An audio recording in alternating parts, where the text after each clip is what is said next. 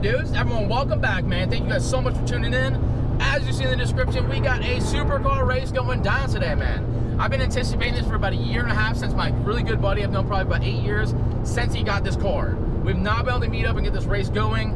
I say he's ducking me, but here it is, man. So he's finally showing up. We're doing our thing. Not to talk trash, thank you so much, homie, for meeting me up and making this race happen, man. So I'm on the way to work right now. I want to pan around the car. We're going to show some details, all some specs like that. And then we will go ahead and get some races knocked out tonight, man. We're going to a private road, a little safer at nighttime anyway, so we're going to get some races happening. I have such anxiety built up, man. It's been a year and a freaking half that we've been waiting for this race to happen. My power level is the exact same I was at before, but I don't know, man. There's so many things to consider. His really fast transmission, 3 electric motors, a bunch of power.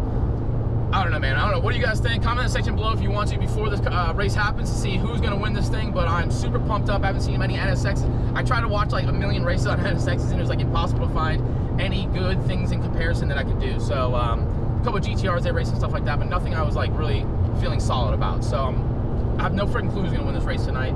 But I'm definitely really excited, man. And thank you again to my dude for meeting me up tonight and doing this. So let's go ahead and jump ahead, pan this car, and then we will jump to nighttime and knock it out.